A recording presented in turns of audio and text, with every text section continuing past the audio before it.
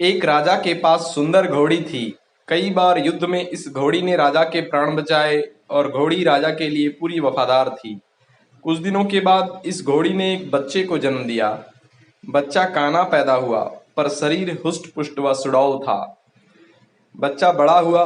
बच्चे ने माँ से पूछा, माँ मैं बहुत बलवान हूँ पर काना हूँ, यह कैसे हो गया? इस पर घोड़ी बोली, बेटा जब मैं गर्भवती थी तब राजा ने मेरे ऊपर सवारी करते समय मुझे एक कोड़ा मार दिया, जिसके कारण तू काना हो गया। यह बात सुनकर बच्चे को राजा पर गुस्सा आया और माँ से बोला, माँ मैं इसका बदला लूंगा। माँ ने कहा, राजा ने हमारा पालन पोषण किया है, तू जो स्वस्थ है सुंदर है उसी के पोषण से तो है। यदि राजा को एक बार गुस्सा आ गया तो इसका अर्थ यह नहीं कि हम उसे क्षति पहुंचाएं।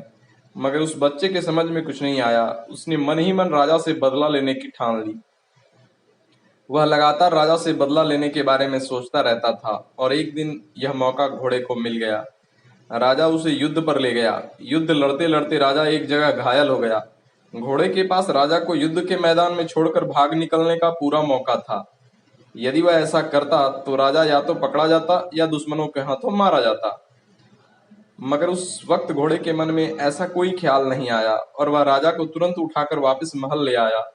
इस पर घोड़े को ताज्जुब हुआ और उसने माँ से पूछा, माँ आज राजा से बदला लेने का अच्छा मौका था, पर युद्ध के दौरान मैं बदला लेने का ख्याल मेरे मन में क्यों नहीं आया?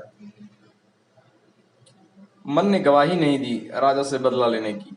ऐसा क्यों हुआ? इस पर घोड़ी हंसकर बोली, बेटा तेरे खून में और तेरे संस्कार में धोखा है ही नहीं। तू जानबूझकर तो धोखा दे ही नहीं सकता है। तुझसे नमक हरामी हो ही नहीं सकती, क्योंकि तेरी नस्ल में तेरी माँ का ही अंश है। मेरे संस्कार और सीख को तू कैसे झुठला सकता था? वाकई यह सत्य है कि जैसे हमारे संस्कार होते हैं वैसा ही हमारे मन का व्यवहार होता है। हमारे पारिवारिक संस्कार अवचेतन मस्तिष्क में गहरे बैठ जाते हैं। माता पिता जिस संस्कार के होते हैं उनके बच्चे भी उसी संस्कारों को लेकर पैदा होते हैं। हमारे कर्म ही संस्कार बनते हैं और संस्कार ही प्रारब्धों का रूप लेते हैं। यदि हम कर्मों को सही व बेहतर दिशा दे सकें तो अच्छे संस्कार बनेंगे, और संस्कार अच्छे बनेंगे तो जो प्रारब्ध का फल मिलेगा वह भी अच्छा ही होगा। हमें प्रतिदिन कोशिश करनी चाहिए कि हमसे जानबूझकर कोई गलत काम ना हो।